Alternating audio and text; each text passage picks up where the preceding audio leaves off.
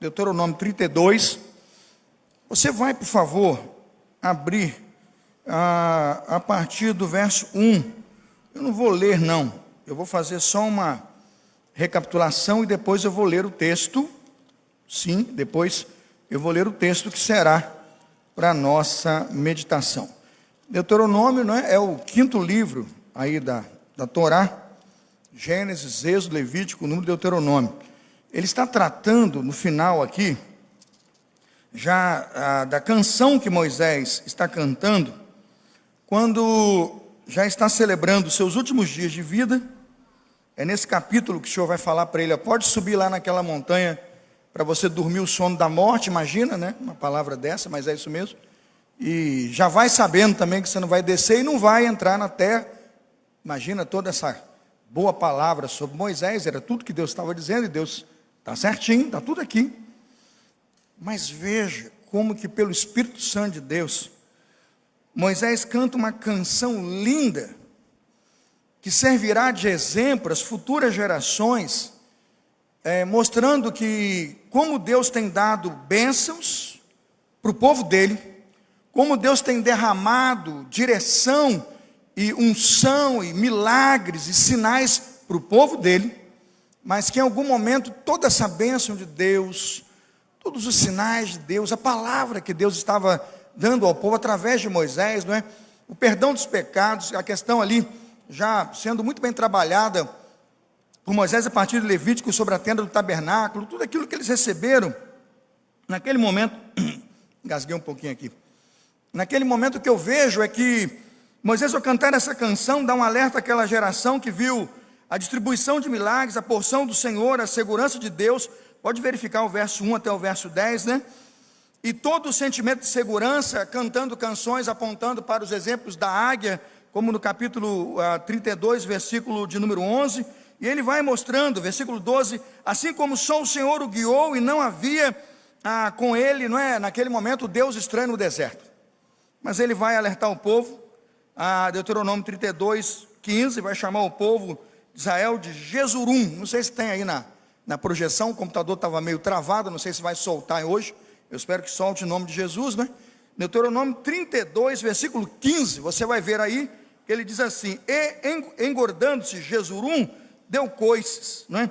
E veja o finalzinho do versículo 15: e deixou a Deus que o fez, e desprezou, veja lá, e desprezou a rocha da sua, e rejeitou a rocha da sua salvação, ou veja a versão que está lá, que é o seu Salvador. Obrigado, meu irmão.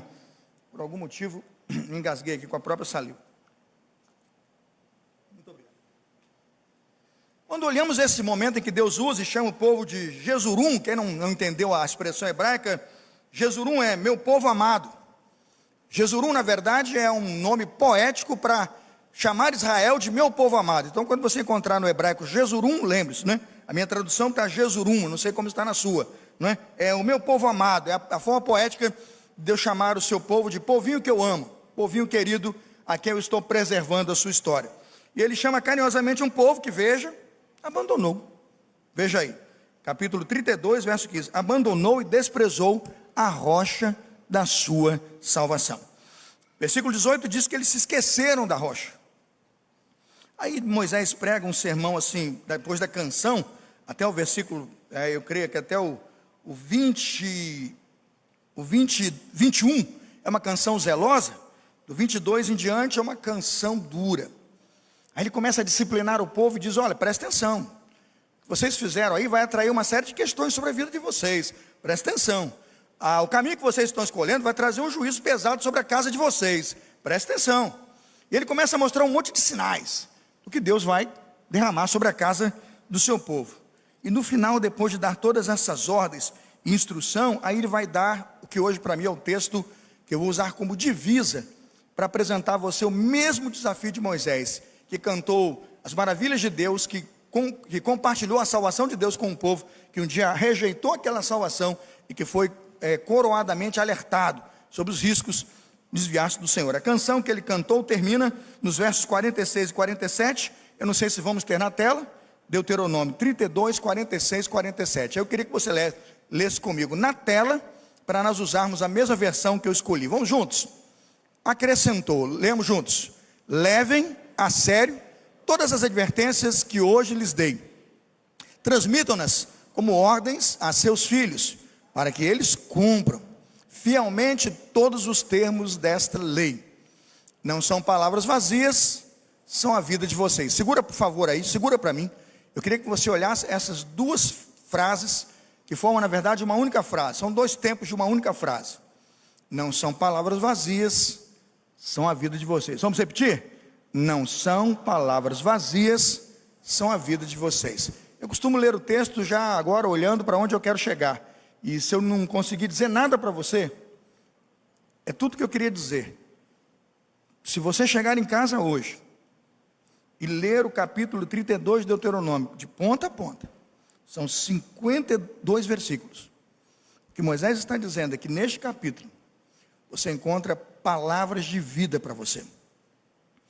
E quando falta vida num crente, falta vida numa casa, irmãos, o que domina é o espírito da mortandade, é o espírito do mundo, é o secularismo. Ele vai roubar o bem-estar da sua casa. Mas se ouvirmos as palavras de Deus, a Bíblia diz, são vida para cada um de nós. Aí veja que o resultado lá na lei: se obedecerem a elas, vamos continuar, se obedecerem a elas, terão vida longa na terra da qual tomarão posse, quando atravessarem o rio Jordão. Ainda não tinham chegado à terra prometida. Oremos. Senhor, abençoa teu servo pastor na introdução dessa palavra, e agora, ó Deus, já na aplicação e na pregação deste sermão. Meu desafio aqui é muito grande, igreja lotada, quantos pais estão aqui cheios de expectativas, e eu peço que o Senhor me permita ajudá-los. Eu me preparei, ó Deus, o Senhor sabe que eu me preparei. Eu procurei me desenvolver na Escritura, eu procurei me apresentar diante do Senhor como obreiro aprovado, que maneja bem a palavra da verdade. Mas tudo isso, ó Deus, será pós-estrume, se teu Espírito Santo não descer aqui. Se a graça do Senhor aqui não comparecer e não tornar este ensino, ó Deus, o fruto das palavras de vida eterna que estão na Escritura Sagrada. Por isso eu peço que cada vez mais o que eu tenho a dizer aqui fique guardado para mim, e que teu Espírito Santo fale aqui na boca do teu servo, para que a igreja possa receber as palavras de vida. É a minha oração, Deus, e a faço na presença e no nome de Jesus Cristo. Amém. Nutrindo o coração dos filhos. Quando pensamos em nutrição, né, quando o assunto é nutrição, está em pauta o que eu chamo de saúde ou crescimento saudável dos nossos filhos. Quem nunca comprou qualquer tipo de alimento nutritivo porque queria ver os filhos crescerem, não é? Eu contei uma vez aqui, até o pessoal riu muito, Petita, não é? O Gustavo, né, quando eu falei do como é que chamava aquele, Sustagia, né? Falei, Sustagia, era um sonho de consumo do garoto pobre, tomar um copo do Sustagia. Descobri que nem era tão bom assim, né? Eu digo que é mais vitamina do que gostoso, né? Mas estava lá, eu queria tomar porque dizia lá que era sustância, que era fortalecimento. Quem nunca ouviu sua mamãe falar, né? Seu papai falar, sua avó falar, né? Come a parte verde, come a verdura, né? Brócolis, meu Deus do céu. Em casa, quando bota no prato brócolis, quiabo e tal, já penso que eu estou logo doente, né? Eu falo, eu devo estar doente. Cadê o macarrão com alho, óleo e tal? E bota lá brócolis, alface, não sei o que lá. Eu digo, eu devo estar doente mesmo. Não é possível. Mas aqui é uma brincadeira, viu? E para as crianças aqui, o pastor está só brincando. Isso é história do pastor, pombo comer mesmo, que o negócio é bom mesmo, né? É alface, é brócolis, é vagem, é quiabo, né? E vai lá abóbora, e vamos falar tudo de bom aí, né? Limão, por mais coisa, faz limonada, laranja, e vamos embora. Coca-Cola, Guaraná é patrocinador de jogador de futebol. Lá em casa tem que ser suco de laranja, tem que ser, não é? Limonada, não é isso, gente? Não é isso, gente? Tem que ser assim, por favor. Quando pensamos em nutrição, pensamos nisso, aquilo que nos alimenta, nos deixa forte e obviamente nos faz crescer. Quando pensamos na nutrição dos filhos, eu penso que eles não crescem só fisicamente, e a saúde dos nossos filhos, de nossa casa, não é só física, irmãos, ela é espiritual. E aqui eu queria tratar do assunto nutrição espiritual, pensando que nós estamos competindo e concorrendo com uma sociedade que investe milhões e milhões, irmãos, para você, eu diria assim, conhecer todos os tipos de elementos nutritivos que ele oferece para a sua casa. Mas não há na mídia, na escola, em outro lugar que não a igreja, nutriente e nutrição espiritual. Por isso eu queria colocar como primeiro elemento dessa mensagem, né, se puder passar o próximo slide, que a vida na verdade é uma grande escola. E aqui começamos a entender que da vida, como sendo uma escola, tiramos muitos nutrientes para formar a nossa pessoa, a nossa personalidade e para formar quem nós somos. Eu sou de uma família de pessoas muito humildes, né, muito pobres, muito humildes, que vieram do interior do Penedo, e essa semana, no sábado, eu vou estar lá de novo na nossa terrinha, lá pertinho de onde a gente nasceu, com mais ou menos 120 irmãos da minha família, entre irmãos do meu pai, netos, bisnetos de geração, vai estar lá numa fazenda lá, e nós vamos celebrar os 80 anos do meu pai, e eu vou me lembrar que meu pai é um daqueles que tem a 4ª série, que meu avô é um daqueles que estudou pouco ou nada na escola, e um dos homens mais letrados e cultos que eu conheci.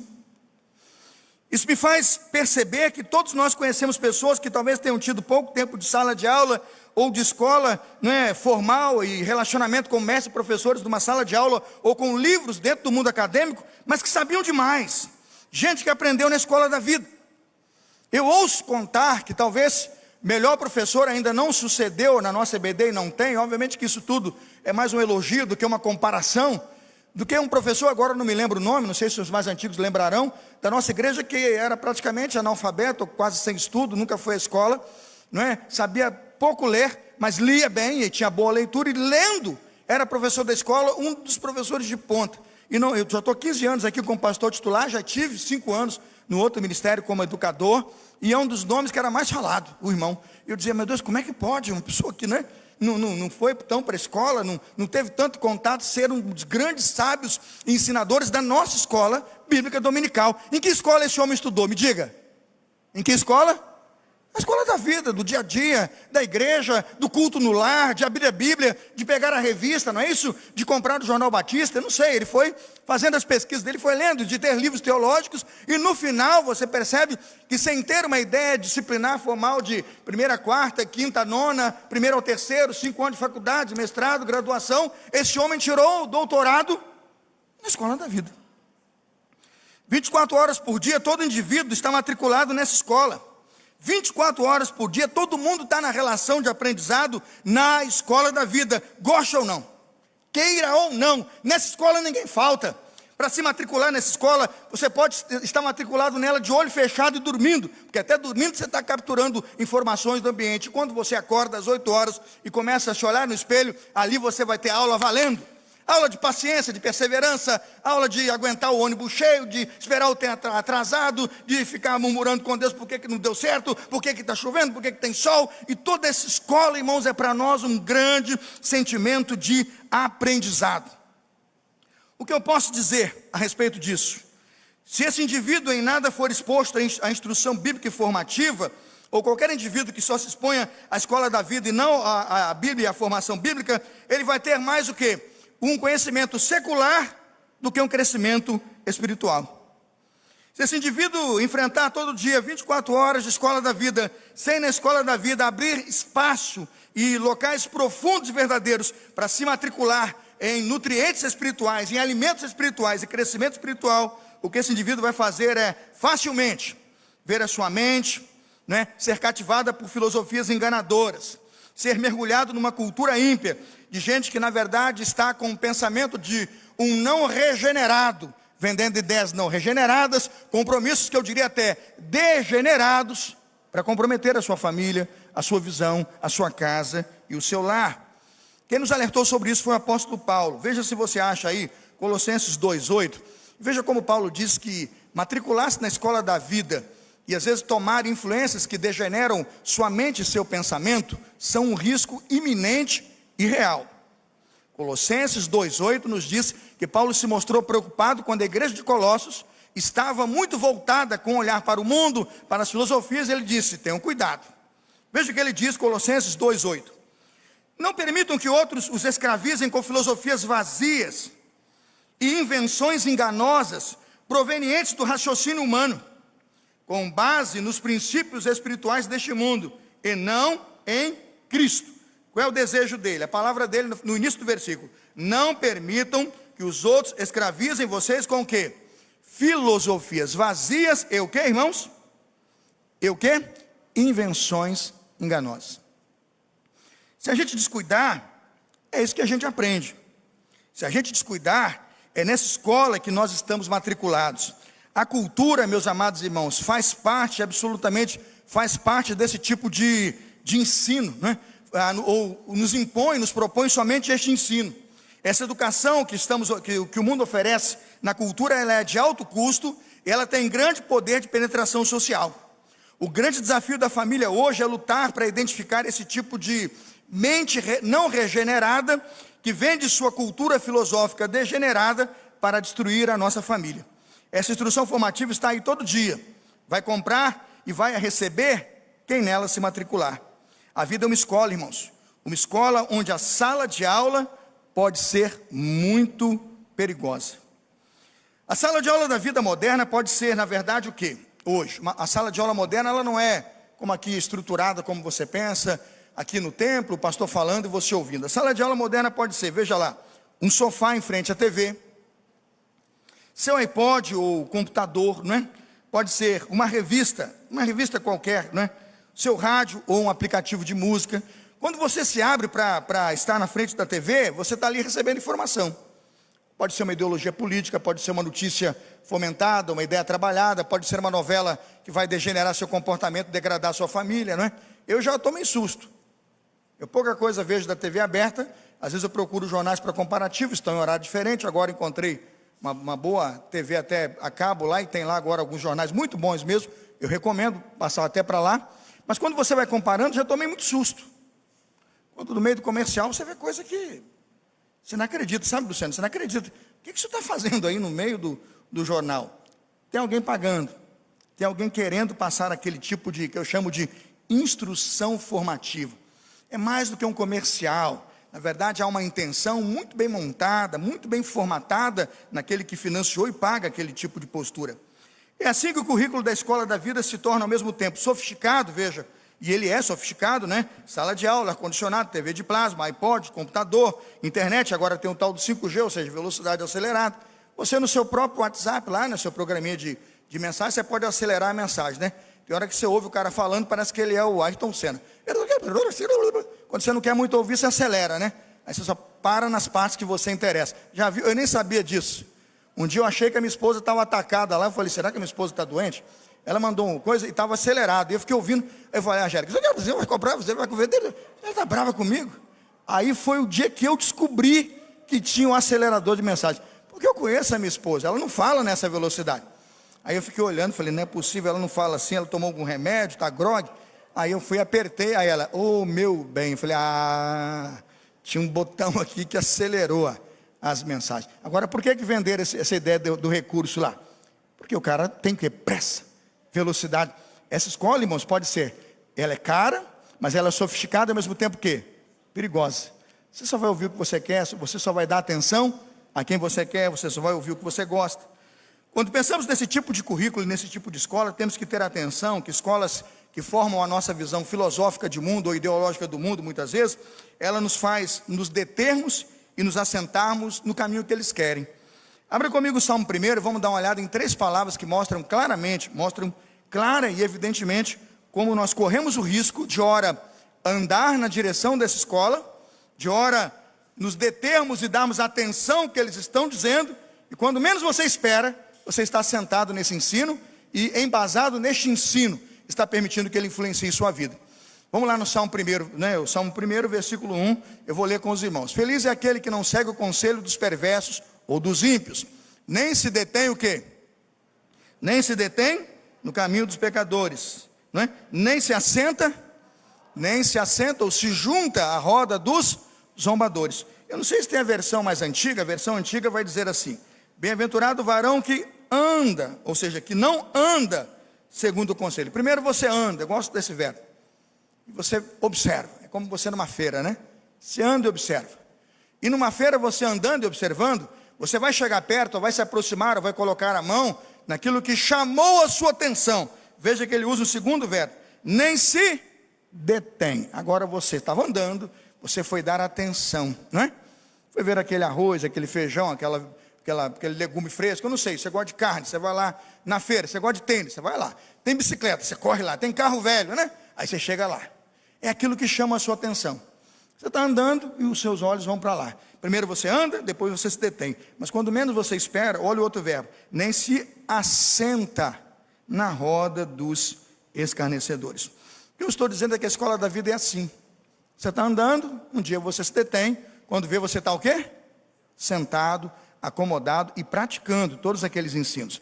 O problema é que o salmista já respondeu o risco de estar matriculado na escola dos pecadores, o risco de aceitar o ensino dos pecadores e praticar a filosofia deles ou comer da comida deles. O que ele diz aqui? Versículo 4, Salmo 1, verso 4. Eles são como? Eu vou pegar 3 expressões. A moinha que o vento espalha, eles não subsistirão no juízo, veja o verso 5, e por fim no verso 6, o caminho dos ímpios perecerá. 3 frases evidentes de que não dá certo se matricular na escola dos ímpios. É a moinha que o vento espalha, eles são palha que o vento espalha, não tem substância, eles não vão subsistir no dia do juízo, e por fim, o caminho dos ímpios perecerá. Quando a palavra de Deus nos orienta a isso, ele está dizendo, você não tem escapatória. Na escola da vida você tem 2 opções.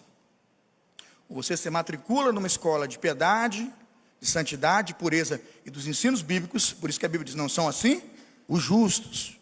Não são assim os justos. Justos não andam, não vivem, não se comportam como o quê? Como pecadores. Eles querem buscar em Deus o arrependimento. Eles têm uma vida absolutamente diferente. Então veja, na escola da vida você se matricula para a bênção ou para a maldição, para o ensino sagrado, para a escritura e para os valores que são vida ou para a morte. Isso o próprio Deuteronômio vai dizer, escolher hoje a bênção e a maldição, né? Entre a bênção e a maldição. Ele disse, mas desejo que você escolha a bênção. Por quê? Ela é para a vida.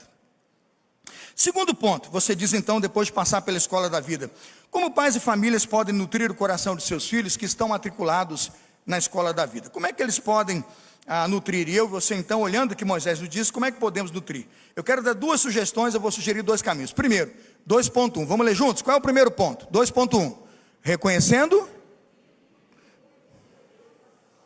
Não adianta tentar resistir àquilo que você não conhece, ou não adianta enfrentar inimigo que você não nominou. Você não vai conseguir cancelar a assinatura do que você não sabe que tem. Está entendendo o que eu estou querendo dizer? Eu vou ser bem prático, porque é aqui que reside a questão. Você diz assim, eu estou fazendo de tudo para mudar minha casa, estou fazendo de tudo para melhorar minha família, estou fazendo de tudo para melhorar a relacionamento com a minha família, estou fazendo de tudo. Eu falei, mas assim, de tudo você fez o quê? Ele, não sei, eu fiz de tudo. Ué, não entendi. Ou você não é cartesiano, você não conhece, não coloca num plano de ação as suas medidas, ou você deve ser um louco desvairado que acredita no que você acredita, mas não sabe bem o que você está fazendo. Para quem não sabe para onde está indo, qualquer lugar o quê? Você não é um perdido.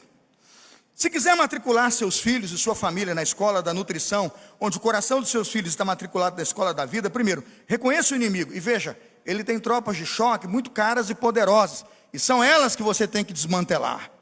É como brincar, né? Batalha naval, né? Assim, você tem que levantar e você vai pontuando aquelas relações numa guerra espiritual que você quer vencer.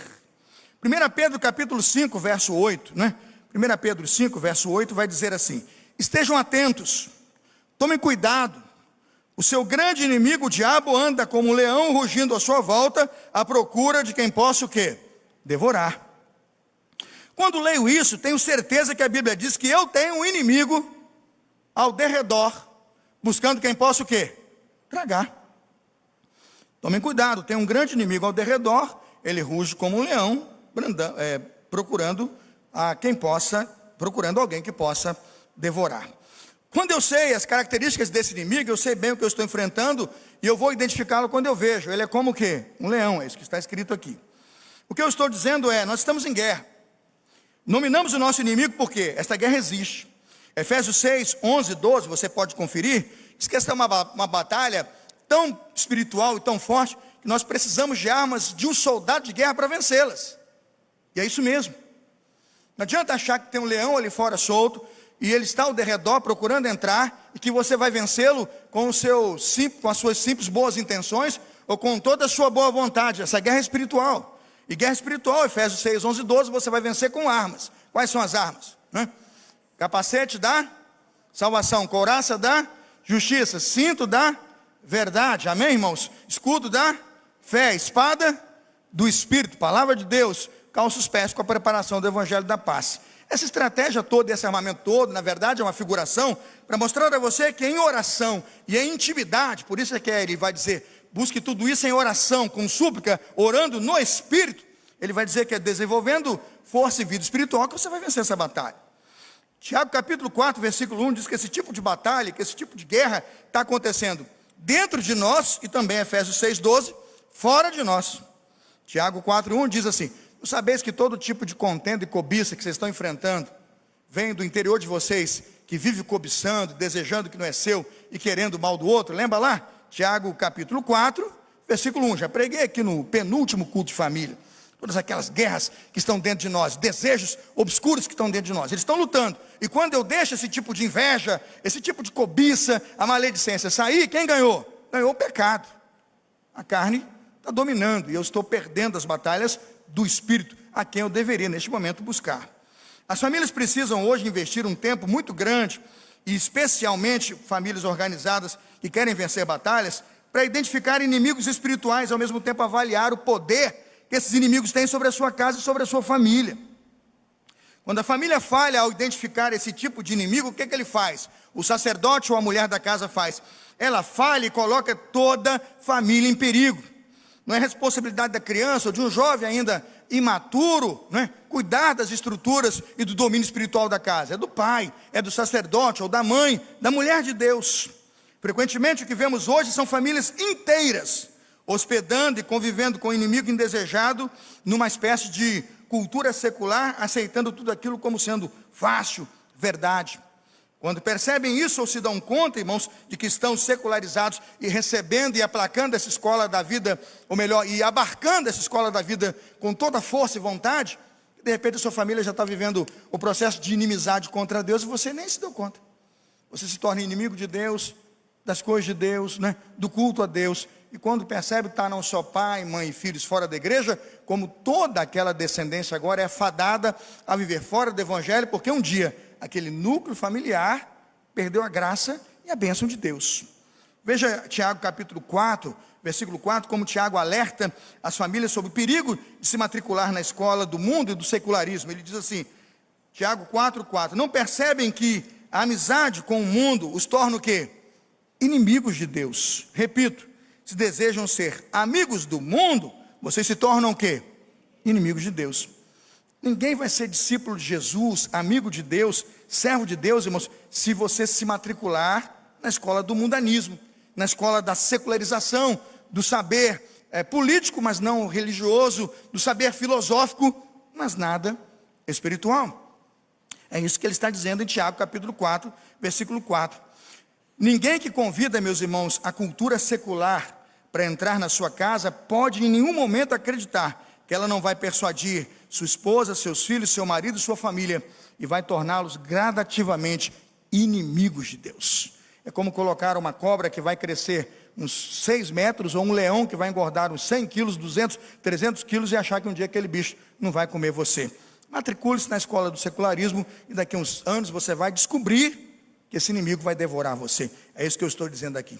Como vencer então e ser nutriente, e oferecer nutriente para a sua família, para a sua casa, para seus filhos? Resposta simples e clara, ela tem 2 palavras e um artigo. Identifique o inimigo. Repita comigo, identifique o inimigo. Às vezes você precisa personificar, às vezes você precisa personalizar, e às vezes precisa ser muito claro. Se for o caso, a gente fala naquela linguagem comum, tem que desenhar. Hoje dá até para mostrar o endereço do Facebook e a fotografia. Esse não dá. E tem até um bloquezinho que você pode usar. Não é assim, Fred? Dá um bloquezinho lá. Esse é inimigo do reino. Você não pode compactuar. Famílias que não fazem isso, que não aceitam o desafio de desmatricular os seus meninos e as suas meninas nessa escola mundana, vão quebrar o futuro das suas famílias. Vão levá-los à perdição. Quando você verá seus meninos e suas meninas são absolutamente inimigos de Deus. Eles já estão dando hoje todos os sintomas que são e querem ser. Mas você insiste em não identificar com você e entre eles, numa conversa franca, que esses são inimigos de Deus. A quem me refiro? Gente poderosa, mediadora desses valores. Celebridades do entretenimento. Essas celebridades têm dito para nós, para você, para mim, para sua esposa e para os seus filhos, como eles devem agir. Sabe por que você é desrespeitado em casa, quando você fala alguma coisa ou dá uma opinião? Porque o moço lá, do jogador milionário da carreira de sucesso, pensa diferente, e ele diz isso todo dia no Instagram, e teu menino copia, e você nem sabe que ele está seguindo e ouvindo todo dia aquele malandrão falar. Malandrão sem vergonha, imoral, que não tem esposa fixa, dorme todo dia com uma, não é? não gasta milhões com bebida, orgia, né? Selvageria, e tem que ficar pagando e comprando gente para não botar os podres dele na TV. Mas você acredita que esse indivíduo, porque ele usa o escudo do seu time, ele é boa influência para o seu filho? Não é. Ele não é. Tem atleta bom, né? Tem atleta bom. Joga no Flamengo, inclusive, né? Eu vi o testemunho do Ilharão, fiquei emocionado lá na Irajá. Eu vi outros, né? E tantos outros. Tem meninos crentes, mas a gente insiste em não querer conversar com nossos filhos sobre quem são e quem nós podemos nos relacionar ou não, com quem podemos conversar e dialogar ou não. Os peritos da cultura hoje instruem nossos meninos e meninas, nossos jovens, nossas mulheres e também maridos a como viver. Cuidado com esse tipo de espertalhão. A mídia eletrônica transforma a nossa cultura hoje numa espécie de domínio público, e não é. A televisão, o cinema, a imprensa, as redes sociais difundem seus valores minuto a minuto. Já viu a linha do tempo desse negócio? É assim, ó, pá, pá. Já falei para minha esposa, eu não posso falar um negócio, eu falo um negócio, já está lá no feed vendendo. Se eu falar a palavra furadeira, ela aqui, não sei o que esse aplicativo faz, fica aberta ali a zona de microfone e TV, já fez esse teste aí? E está lá para comprar. Se eu falar seguro de automóveis, manda logo para o Rodrigo. Puf! Falei, que isso, gente? Que coisa impressionante. A mídia hoje, eles estão invadindo sua privacidade para te passar um produto, para te passar uma ideia, para te vender. E eu já desbloqueei, eu já fui lá, já botei não ligar, mas quando o tal do iOS atualiza, o que é que ele faz? Ele zera tudo. É por isso que eu descobri que eu fazia e o sujeito desfaz. Você desfaz e você paga para ele porque ele desfaz. Falei, vou jogar esse telefone no lixo. Porque o indivíduo invade a sua privacidade de uma tal maneira que você se sente abusado. Por quê? Todos eles estão difundindo o quê? O seu valor, ou querendo de você algum tipo de valor, algum tipo de investimento. Tudo isso confeccionado sob medida, irmãos. É confeccionado e construído sob medida para cada geração. A instrução formativa cultural está aí, batendo na porta. Instrução formativa cultural. Todo mundo então que quer ser do momento, quer estar na moda, né, Bruno? Tem que estar instruído e formado nesse tempo. Tem que ser o quê? Politicamente correto, não é assim? Não é biblicamente correto, é politicamente correto. Disso eu falo, disso eu não falo. Se falar disso, vou perder emprego, o patrocinador vai mandar eu embora, não é assim? Porque você tem que ser politicamente correto. Isso é um perigo. Os efeitos desse tipo de publicidade milionária, desse tipo de informação de massa, está o tempo todo na nossa cabeça, na nossa mente, e você pode perceber que ele forma agorizada, né? Quem é que não vai lembrar? Me dá iogurte. Isso aí é patrocinador. Me dá iogurte, iogurte dá. Quem é que se lembra? Me dá iogurte. Não vou ter patrocinador no YouTube, vão me derrubar. Ou vão querer cobrar de mim, né? O YouTube é terrível. Eu não vou dar esse mole para você do algoritmo aí não. Quer me derrubar no YouTube não. Mas está lá. Por que ficou na cabeça do pastor que 51 anos depois, e eu nem sei quanto tempo tem? Massificação. Eu vou pegar coisa boa que pegar coisa ruim, dá problema aqui hoje.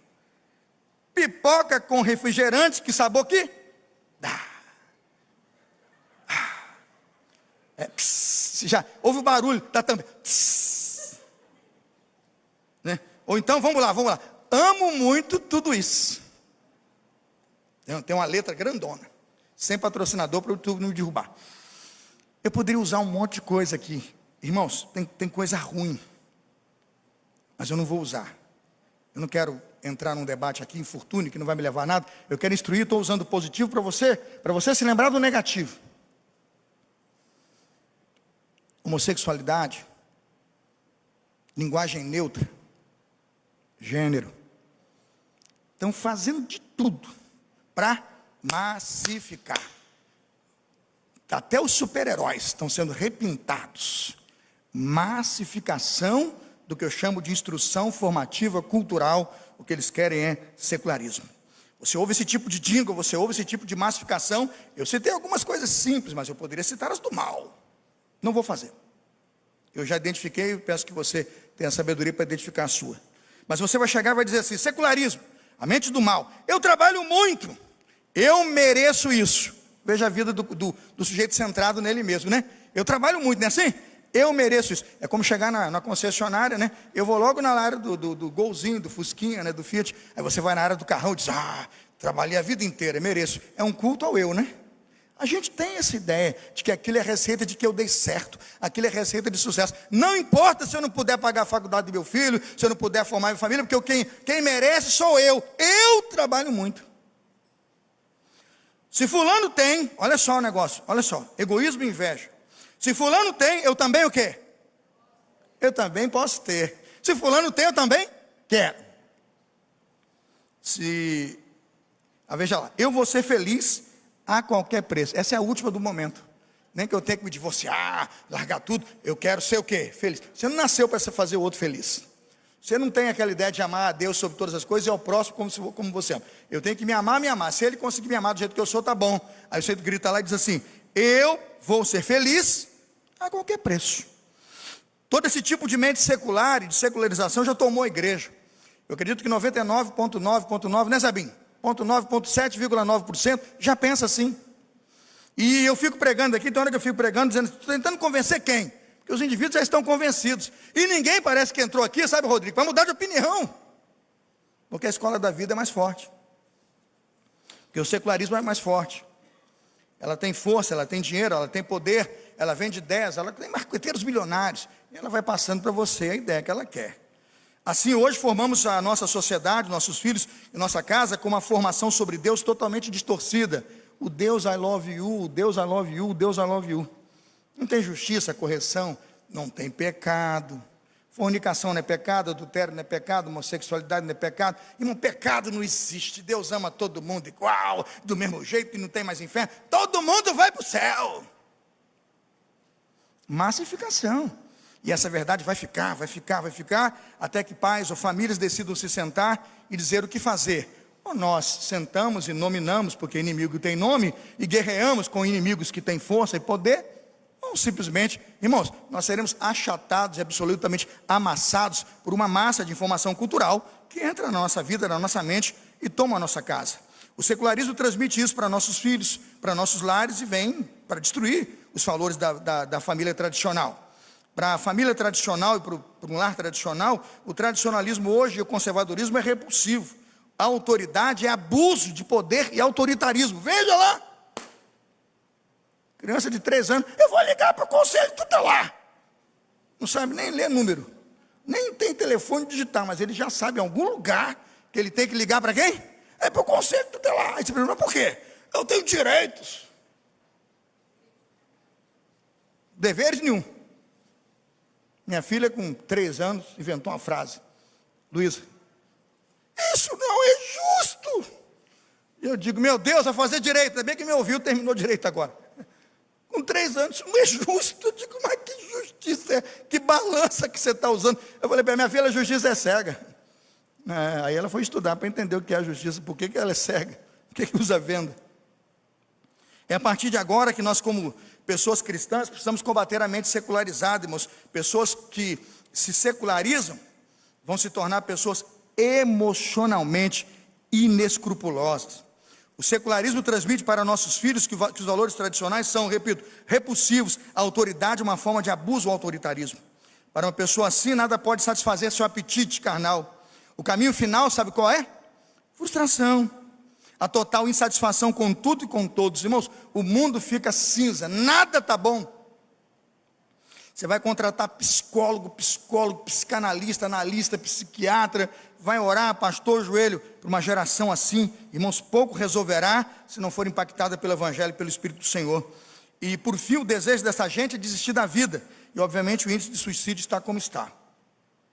Pessoas frustradas se tornam, veja, cínicas, porque suas expectativas de sucesso não foram atingidas. E veja, na linha que elas estão seguindo, nunca serão.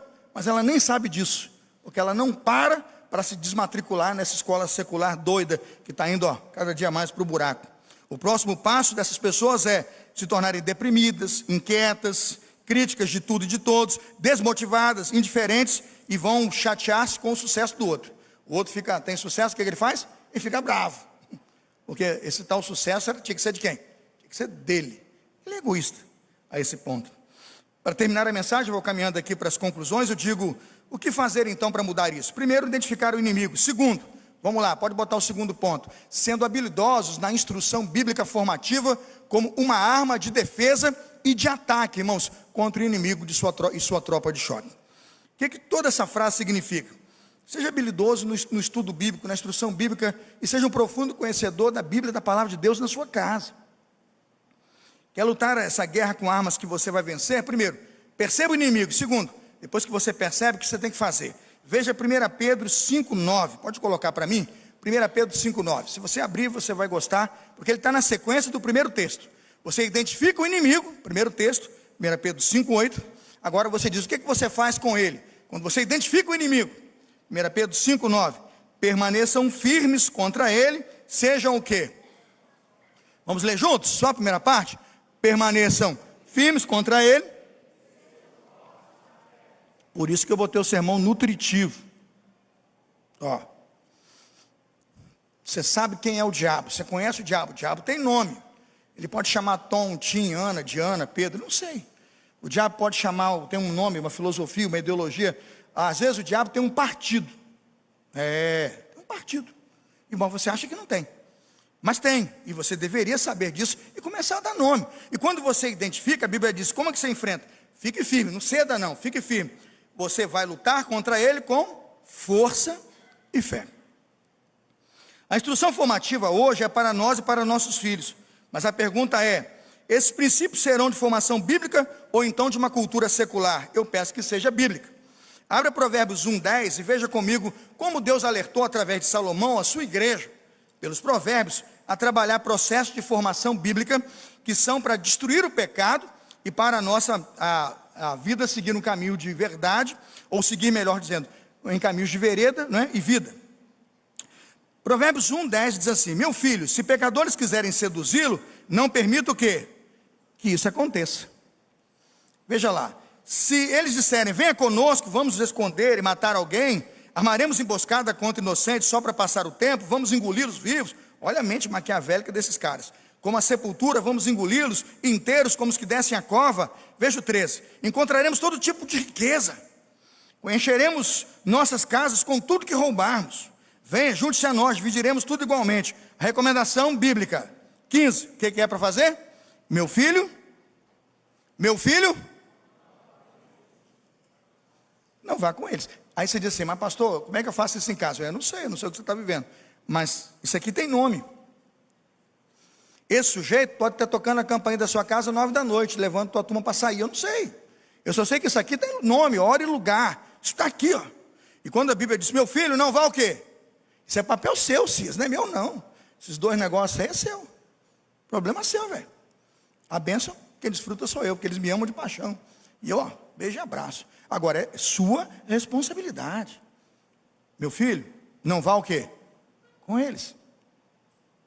Veja, nossa segurança está em seguir as veredas da vida. Provérbios 1, 4 e 5. Provérbios 1, 4 e 5. Veja se o que não era para fazer, agora veja o que é para fazer. Provérbios 1, 4 e 5. Isso aqui é para fazer. Esses provérbios, veja, instruções, esses ensinos, instruções, são para quê? Vão dar juízo ao ingênuo, conhecimento e discernimento a quem, irmãos? Aos jovens. 5, o sábio que ouvir se tornará ainda mais o quê? E quem tem entendimento receberá, olha aí, mas o sujeito prefere a escola secular. Aí você diz assim, pastor, mas o senhor está falando assim, parece até que é fácil. Eu não disse que é fácil. Eu não estou dizendo que é simples. Eu estou dizendo que é verdade.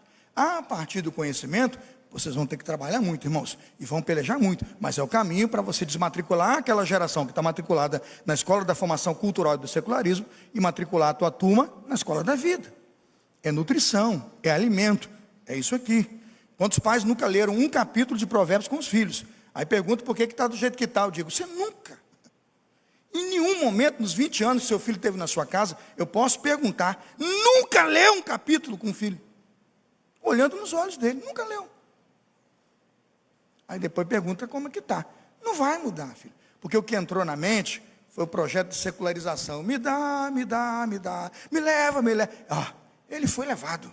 Porque tudo que ele recebeu é contra tudo que você crê. Mas porque você nunca também, vendeu, bateu, trouxe, mostrou, viveu aquilo que você do Senhor recebeu. Se esse tipo de situação não fosse perigosa, por que Paulo diria, Romanos 12:2, não vos conformeis com este mundo? Se o secularismo não fosse perigoso, se o mundo não fosse um projeto difícil, por que Paulo diria então, Não vos conformeis com este mundo. Conformar-se é o quê? É se deixar deformar pelo mundo.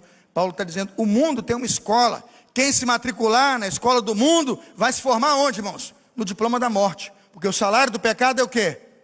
É a morte. Quando leio tudo isso, me lembro então, e vamos concluindo, que a resposta é, como podemos vencer a batalha do secularismo? Providencie, pode botar para mim aí, pode botar o próximo slide, providencie instrução bíblica e formativa, ou seja, ofereça instrução bíblica formativa para a sua família. Esse é o sermão mais caro que eu devia vender por um dinheiro enorme, mas você vai receber de graça, porque é isso aí. Se o teu filho se matriculou 4 anos numa faculdade, tirou um diploma e disse que aprendeu, é porque ele foi matriculado no nível de instrução lá.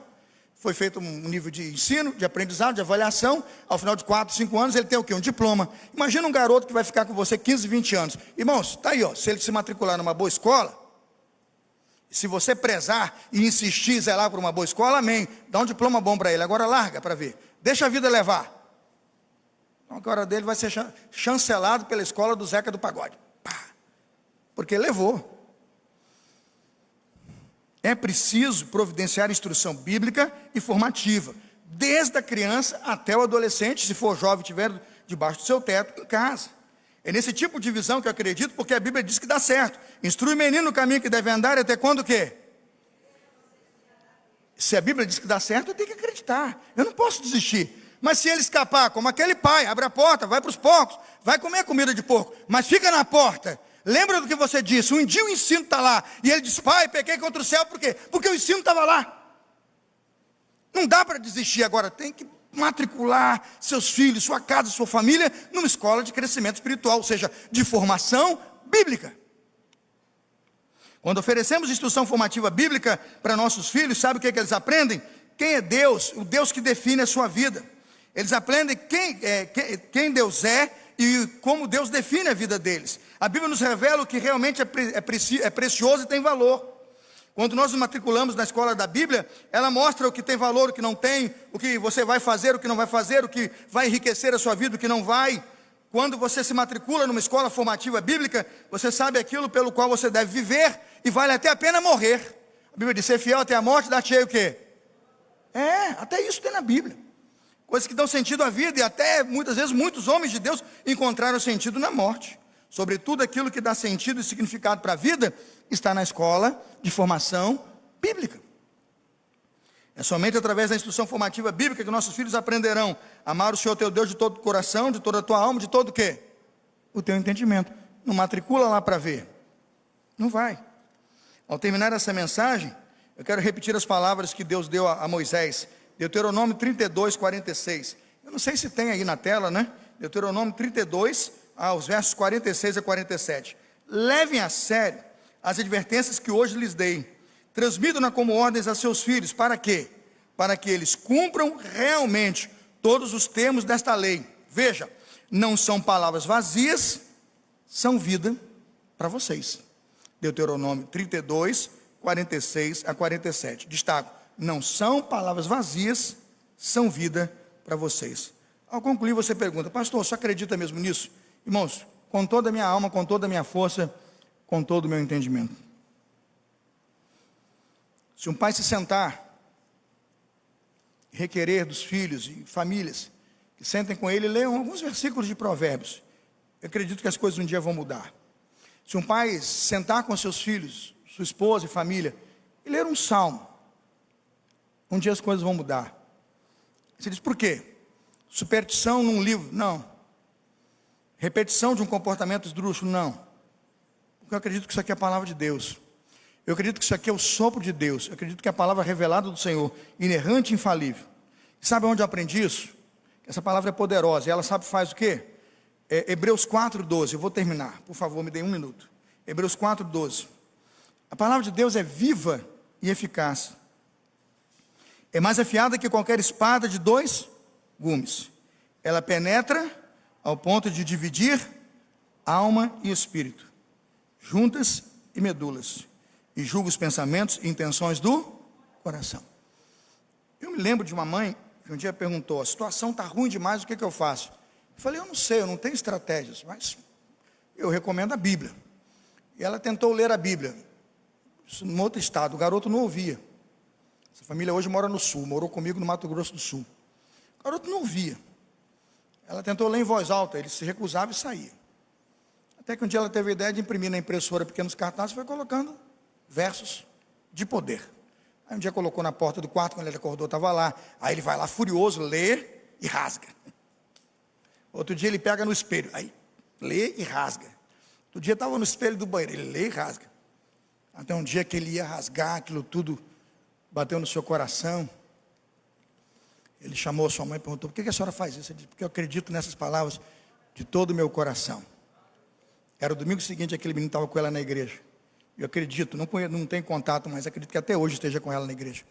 Porque um dia ela decidiu crer que aquelas palavras podem penetrar, irmãos. Hebreus 4:12, ela penetra a ponto de dividir alma e espírito, irmãos, juntas e medulas, julga pensamentos e intenções do coração. Não é porque o papel tem poder, é porque a palavra de Deus é poder. Quem crê nisso, diga amém. Eu queria que você ficasse de pé, eu queria terminar. Romanos 12:2, deixem que Deus transforme a mente de vocês. Deixe que Deus transforme a mente de vocês. Romanos 12:2, deixe que Deus mude o seu modo de pensar. Não vos conformeis com este mundo, mas transformai-vos pela renovação do vosso. Eu queria mudar o seu entendimento hoje, a partir do texto de 1 Pedro. Volta para lá e vamos terminar lá. Abra lá. Agora abra mesmo, abra até o celular, você vai precisar dele, eu quero terminar. E só você pode ajudar a sua família. Eu não posso, eu posso orar. 1 Pedro 5, só para lembrar. 1 Pedro 5. Quando você leu o 8, você descobriu o inimigo, não foi? O inimigo. O diabo ao derredor. Depois você leu no mesmo texto e descobriu que você tem que permanecer firme e lutar contra ele. Amém, irmãos? Agora veja, por isso que eu acredito que quando você sai da escola da secularização e do mundanismo e se matricula na escola de formação bíblica, as coisas mudam. Por quê? Eu não estou falando de mim. Eu sou fraco, irmãos, pecador, falho. No dia que eu cair, me levante, não me empurre para o buraco, não. E me perdoe, porque a falha está no pacote. Mas a Bíblia não falha. A Bíblia não falha. 1 Pedro 5:9, vamos ler juntos? Eu queria que você vá acompanhando, de preferência na sua Bíblia, no seu celular. Manda no WhatsApp para você mesmo, para ler depois. Depois do versículo que falou do diabo e de como você tem que permanecer firme. Permaneçam firmes contra ele, sejam fortes na fé. Lembrem-se de que seus irmãos em Cristo, em todo o mundo, estão passando o quê? Estão passando o quê? Não é fácil ser crente. Não é fácil identificar o inimigo e achar que logo, logo você vai vencer, que vai ter vitória, né? Só vitória. Não é fácil. Difícil é esperar. 10. Deus em toda a sua graça os chamou para participarem de sua glória eterna por meio de Cristo Jesus. Assim, depois que tiverem sofrido um pouco de tempo, Ele o quê? Os restaurará, os sustentará, os fortalecerá, os colocará o quê? Essa é a escola. É por isso que eu não desisto nunca. Não é porque eu sou brasileiro, não. O brasileiro desiste à toa. Eu sou cristão, sabe, Bruno? Eu amo essa palavra. Seja ele, aí termina dizendo, por quê? Porque o nosso Deus é grande. Ele é o melhor diretor de escola que eu conheço. E matriculado na escola da vida espiritual, eu vou louvar a Deus, porque Deus vai salvar meu filho. Ele vai descer no mais profundo abismo para buscar meu filho, minha filha, minha família. Porque simplesmente eu peguei a minha casa e comecei. Eu colei versículo pela parede, eu cantei os provérbios, eu li os salmos. Eu chamei a turma e disse, senta aqui, a escola aqui é da vida, porque lá fora é morte. E o salário do pecado é o quê? Irmãos, mas o dom gratuito de Deus é a vida eterna. Nada de morte, nada de morte. Vida eterna em Cristo Jesus. Que Deus te abençoe. Encerra a sua matrícula na escola do secularismo, irmãos. E matricula teus filhos, tua família, tua esposa, teu marido na escola da vida. Uma sugestão antes de orar. Mas como é que eu faço isso? Olha, filho, se eu fosse você tem filhos igual essa menina bonita aqui? Você tem filhos igual aquela menina bonita ali? Igual aquele que está dormindo ali? Matricula teus filhos na escola da vida. Você diz, mas como é que eu faço isso? Quantos têm filhos na idade, por exemplo, de 0 a 4 anos? Filho, junta vocês um dia da semana, 5 casais, conversem sobre o que está acontecendo, discutam os problemas que estão passando dentro da sua casa. O que sua filha está falando, vocabulário, comece a ouvir. E você vai ver que as pessoas estão passando pelos mesmos o quê? Sofrimentos. Aí vocês vão fazer uma reuniãozinha de 5 casais, 10 pessoas, né, Rodrigo? E vão começar a tomar nota. O que a gente pode fazer? Primeiro, compartilhar para a gente orar um pelo filho do outro, né? Segundo, o que a gente pode fazer? Vai ter que, de repente, ficar um meio, cortar um sinal de internet, vender um celular, trocar, parar, bloquear, não sei. Encerrar uma série de artistas, chamar uma equipe de tecnologia para dar o nível de controle de acesso. Eu não sei o que vai fazer, mas muitas ideias vão surgir, porque vocês são muito mais inteligentes do que eu. O problema é que a gente está isolado dentro de casa e não faz nada para mudar. Viu, Rodrigo? Me ajuda nisso. Vamos juntar, gente. Quem tem de 5 a 9 anos, faz um grupo de oração. Quem tem filhos aí, ó, de 10 a 14, faz um grupo, reúne toda semana 1 hora, conversa, abre a Bíblia, um pega o Provérbios, o pastor mandou ler Provérbios, 1 hora vai sair uma verdade aqui, vamos ler o capítulo 1 no encontro, lê o 2 no outro, lê o 3 no outro, um dia vai saltar aquelas verdades, você vai descobrir que a palavra de Deus vai lá no coração, pum, na medula, ela corta a alma, porque é a Bíblia, ela não precisa de força, não precisa de dar um empurrãozinho, ela só quer ganhar espaço. Ela só quer encontrar o lugar para ela jorrar. Então faça isso. Matricula. Não fique em casa gastando horas e horas. Internet, televisão, programa, vídeo, seriado, um monte de coisa. E não senta não para ver. Vai acabar. Vocês que estão sozinhos aí, tendo problema com filhos, vão reunir, venham orar juntos e venham discutir. Estratégia da semana, estratégia da semana que vem. Mudança para hoje, mudança para amanhã. Deus quer te abençoar. Você quer diga amém. Mas não fica parado não. Abra a escola da sua vida. E se você precisar de ajuda, eu te dou ajuda. Pastor, tem 5 casais para me indicar? Eu tenho, te dou aí. Monta um grupo e segue. Eu vou soltar o sermão agora. Pode soltar aí, Rodrigo.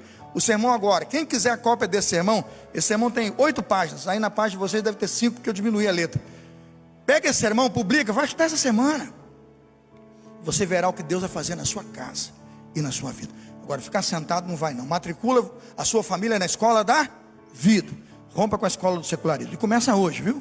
Ah, mas eu estou com 70, 80, 90 anos. Arranja o grupo da sua idade, vai conversar. Você vai ter muitos projetos de Deus ainda. Para você, para sua casa, para sua família. Viu, Daniel? Não espera o mundo levar, não. Pega a esposa, dá a mão, vamos lá. Vamos reunir com 5 casais.